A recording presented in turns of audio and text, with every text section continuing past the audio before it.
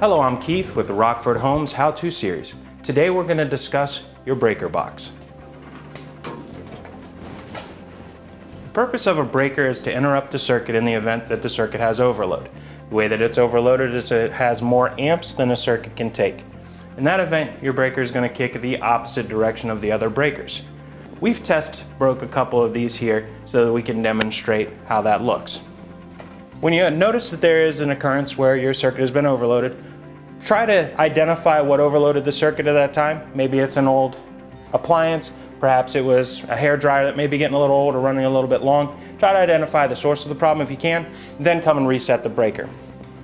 The breakers will be labeled as to what rooms they go to.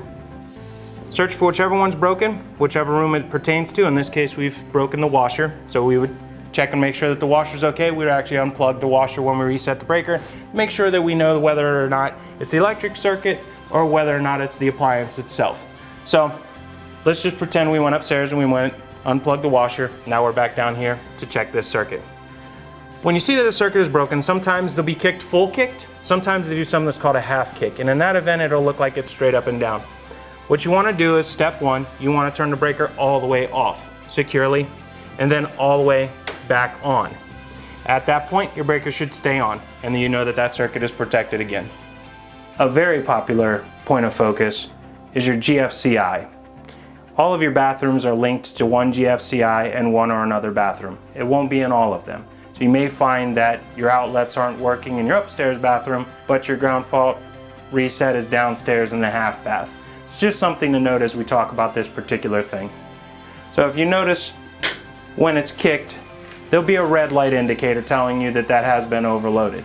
At which point, again, you'll go ahead and unplug the things from the outlets in the bathroom so that we can determine if there's any particular appliance that's causing the problem or if it's in fact the electrical.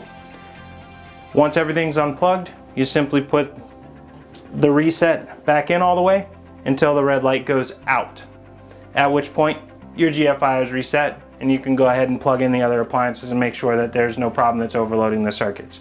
If you continue to have issues with one circuit or another, you may want to see if it's maybe your curling iron, your flat iron, your hair dryer. Might just be a little bit older and the wiring might be breaking down inside of that appliance, or the heating core inside of that appliance might be actually drawing more amperage than what it did when it was new. So it might be time to replace that particular piece of grooming equipment.